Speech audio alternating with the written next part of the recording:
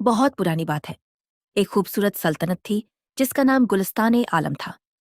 ये सल्तनत अपनी खूबसूरती, हरियाली और सुकून भरे माहौल की वजह से पूरी दुनिया में मशहूर थी। इस सल्तनत के बादशाह और रानी बहुत ही रहमदिल और इंसाफ पसंद थे। उनकी सिर्फ एक ही बेटी थी, शहजादी मनीषा। मनीषा अपने माँ बाप की लाडली होने के साथ साथ पूरी सल्तनत की आंखों का तारा थी। खूबसूरती में उसका कोई मुकाबला नहीं था। गुलाबी सफेद रंगत, गहरी आंखें और लंबे काले बाल। लेकिन मनीषा की एक और पहचान भी थी। उसे फैशन का बहुत शौक था। शहजादी मनीषा को मेकअप, महंगे हेयर एक्सेसरीज और ऊंची हील्स पहनने का बहुत शौक था। उसके कमरे में दुनिया भर से मंगाए गए इत्र, लिपस्टिक और कीमती जेवरों का ढेर लगा रहता था। मेरा ताज थोड़ा और चमकदार होना चाहिए, वह अक्सर अपनी दासियों से कहती। मेरा ताज थोड़ा और चमकदार होना चाहिए, और मेरी हील्स इतनी ऊंची हो कि जब मैं चलूं तो पूरा महल मेरी आहट सुने। लेकिन इस सारे फैशन के बावजूद मनीषा का दिल सोने जैसा था। जब भी वह महल से बाहर निकलती, वह हमेशा नकाब पहनकर निकलती थी। वह नहीं चाहती थी कि उसकी खूबसूरती लोगों की तवज्जो का केंद्र बने, बल्कि वह चाहती थी कि लोग उसके कामों से उसे पहचानें। वह अपनी शाही सवारी पर बैठती और गांव का चक्कर लगाती, गरीबों को खाना बांटती और जरूरतमंदों को नए कपड़े देती। पूरी सल्तनत के लड़के उसकी एक झलक देखने के लिए तरसते थे। हर किसी का ख्वाब था कि वह शहजादी का चेहरा देख सके और उससे शादी कर सके। इसी गांव में एक लड़का रहता था, उत्तम।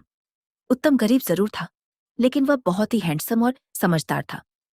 वह एक छोटे से मगर बहुत साफ सुथरे और खूबसूरत घर में रहता था। उत्तम का एक राज्य था। उसने अपने कमरे की दीवारों पर शहजादी मनीषा की तस्वीरें बनाई हुई थी, जो उसने अपने ख्यालों से स्केच की थी। वह मनीषा से बेपनाह मोहब्बत करता था। जब भी शहजादी की सवारी गांव में आती, उत्तम खासतौर पर गरीबों की कतार में खड़ा हो जाता ताकि वह उसे करीब से देख सके, भले ही वह नकाब में ही क्यों ना होती। एक दिन किस्मत ने करवट ली। शाही महल में बॉडीगार्ड की जरूरत थी। उत्तम ने अपनी तलवारबाजी और बहादुरी का प्रदर्शन किया और उसे शहजादी मनीषा का निजी बॉडीगार्ड बना दिया गया। उत्तम की ड्यूटी शहजादी के कमरे के बाहर और उसके साथ सफर के दौरान होती थी। एक दोपहर जब मनीषा अपने बाग में बैठी अपना मेकअप ठीक कर रही थी, उसने नकाब उतारा हुआ था। उत्तम पानी देने के बहाने वहां पहुंच गया। जैसे ही उत्तम ने मनीषा को बिना नकाब के देखा, उसके हाथ से पानी का प्याला गिरते गिरते बचा। सुभान अल्लाह, उसके मुंह से धीरे से निकला। मनीषा ने मुड़कर देखा और मुस्कुराई। तुम नए बॉडीगार्ड हो? मेरा मेकअप कैसा लग रहा है? उसने शरारत से पूछा। उत्तम ने संभलते हुए कहा, शहजादी, आपकी खूबसूरती के सामने यह मेकअप तो सिर्फ धूल है। नहीं। मनीषा को उसकी सादगी और सच्चाई पसंद आई। धीरे धीरे उन दोनों में बातें होने लगी। उत्तम शहजादी का बहुत ख्याल रखता। जब वह चलती, वह रास्ता साफ करता। जब धूप होती, वह साया बनता। एक दिन शहजादी मनीषा अपनी सबसे ऊंची हील्स पहनकर महल की सीढ़ियों से उतर रही थी कि अचानक उसका पांव मुड़ गया। मनीषा दर्द से चिल्लाई और गिरने ही वाली थी कि उत्तम ने उसे अपनी बाहों में थाम लिया। उसके पांव में चोट आ गई थी। उत्तम उसे उठाकर शाही तख्त तक ले गया।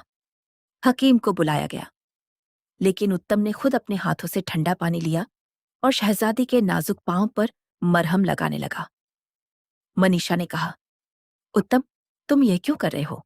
ये काम तो नौकरों का है। उत्तम ने कहा, शहजादी, मोहब्बत में कोई नौकर या बादशाह नहीं होता। मेरे लिए आपका दर्द मेरी अपनी तकलीफ है। आंसू आ गए। उत्तम ने बड़े प्यार से उसकी हील्स उतारी और मरहम लगाने के बाद नए नरम जूते पहना दिए। उस पल मनीषा को एहसास हुआ कि उत्तम सिर्फ उसका बॉडीगार्ड नहीं, बल्कि उसकी रूह का साथी है। वक्त गुजरता गया। बादशाह ने ऐलान किया कि अब शहजादी की शादी का वक्त आ गया है। उत्तम ने हिम्मत की और बादशाह के सामने अपना हाथ आगे बढ़ाया। बादशाह पहले तो गुस्सा हुआ, लेकिन मनीषा ने कहा, अब्बू, मैं उत्तम से शादी करना चाहती हूँ। मनीषा थोड़ी शरारती भी थी। उसने उत्तम की परीक्षा लेने का सोचा। उसने सबके सामने कहा, उत्तम, तुमने मेरे लिए बहुत कुछ किया है, लेकिन मेरी एक ख्वाहिश है। उत्तम, मेरी एक शर्त है।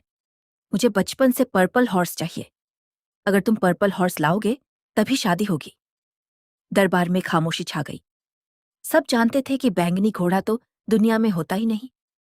उत्तम ने मजाक में कहा, शहजादी क्या बैंगनी घोड़े के साथ मैचिंग बैंगनी लिपस्टिक भी चाहिए? मनीषा हंसते हुए बोली, हाँ, अगर मिल जाए तो बुरा नहीं है।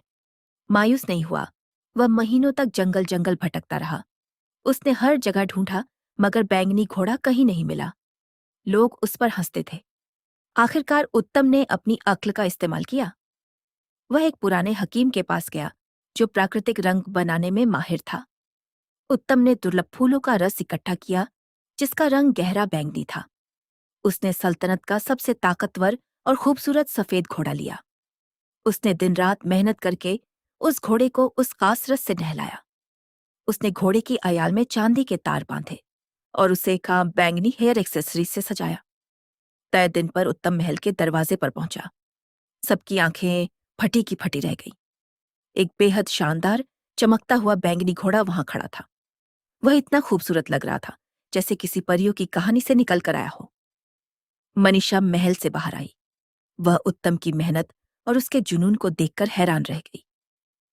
तुमने सच में कर दिखाया, मनीषा ने हैरानी से कहा। उत्तम ने झुककर कहा, आपकी हर ख्वाहिश मेरे लिए हुक्म है, चाहे वह नामुमकिन ही क्यों ना हो। बादशाह ने उत्तम की अक्ल और मोहब्बत को देखकर दोनों की शादी की इजाजत दे दी। एक बड़े जश्न का इंतजाम किया गया। मनीषा ने अपनी पसंद की बैंगनी ड्रेस पहनी, अपनी सबसे ऊंची हील्स लगाई और उत्तम के साथ उस बैंगनी घोड़े पर बैठकर अपनी सल्तनत का चक्कर लगाया। उस दिन के बाद उत्तम और मनीषा ने मिलकर गुलिस्तान ए आलम पर हुकूमत की। उत्तम ने हमेशा मनीषा के नखरे उठाए और मनीषा ने हमेशा उत्तम का साथ दिया।